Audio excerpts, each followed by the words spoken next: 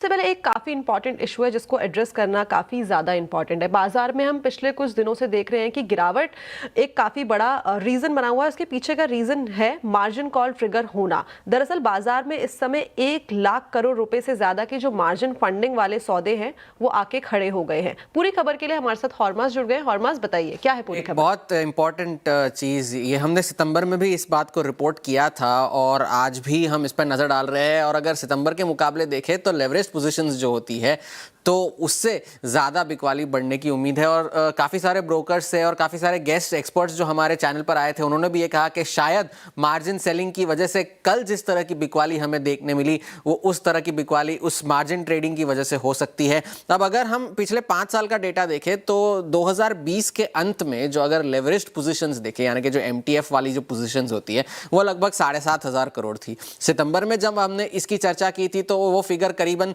90,000 करोड़ के आसपास था, मगर कल की क्लोजिंग से अगर देखें तो ये 1,12,000 करोड़ के आसपास का फिगर ये एमटीएफ का कल की क्लोजिंग के हिसाब से था। और अगर शेयर देखें जिन पर एमटीएफ पोजीशंस ली गई है वो 2,000 शेयर के पार हो गए। इसमें काफ़ी सारे छोटे शेयर्स भी है लेकिन ये आंकड़ा काफ़ी बड़ा है 2024 के मुकाबले। अब ये एमटीएफ फैसिलिटी होती क्या है? अब ये एमटीएफ फैसिलिटी वो होती है जो आपको लेवरेज्ड पोजीशंस लेने का मौका देती है जब आपके पास शेयर में ट्रेड करने का पर्याप्त कैपिटल ना हो। अब अगर इसे एक उदाहरण के तरह समझाया जाए तो अगर मान लीजिए आपको 1,000 रुपए की खरीदारी करनी है और अगर आप एमटीएफ के जरिए इसकी खरीदारी करते हैं तो उसमें से 200 रुपए जो है वो आप लगा सकते हैं और बाकी के 800 रुपए जो है वो ब्रोकर लगा सकता है। इस तरह की फैसिलिटी से आप इस बात की खरीदारी कर सकते हैं। ये सौदा फायदे का तब होता है जब मार्केट्स अच्छे चल रहे होते हैं, जब बुल मार्केट होता है या जब सब अच्छा चल रहा हो तो इन लेवरेज्ड पोजीशंस पे आपको आउटसाइज्ड रिटर्न्स मिल सकते हैं। मगर इस तरह की ट्रेडिंग का एक रिस्क भी है।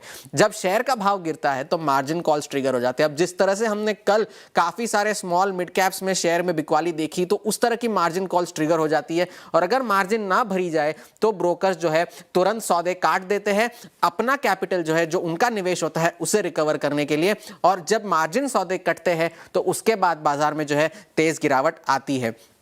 अब 10 ऐसे स्टॉक्स हैं जिसका हमने एनालिसिस किया है एनएसई के डेटा के हिसाब से जहां पर एमटीएफ के सौदे हैं सबसे ज्यादा। एचएएल के लगभग 1700 करोड़ के सौदे हैं, जियो फाइनेंशियल, मैसगांव डॉक का नाम इस सूची में है, ट्रेंट का नाम सितंबर में इस लिस्ट में नहीं था पर अब 1100 करोड़ के पोजीशंस यहां पर भी है एमटीएफ के जरिए। बीईएल का नाम इस लिस्ट में शामिल होता है। अब अगर बाकी के भी 5 नाम देखें तो उसमें टीसीएस, सुजलॉन, येस बैंक, ये सारे जिसमें रिटेल शेयर होल्डिंग काफी ज्यादा होती है, इन नामों में जो है लगभग 800 करोड़ से लेकर 1,000 करोड़ तक की पोजीशंस इन स्टॉक्स में भी बनी हुई है। तो ये मार्जिन ट्रिगर्स की वजह से एक कारण हो सकता है जिस तरह की गिरावट हमने बाजार में देखी है। और काफी सारे स्टॉक्स जिनमें रिटेल शेयर होल्डर्स की ज्यादा होल्डिंग है उनके नाम इस लिस्ट में शामिल हैं।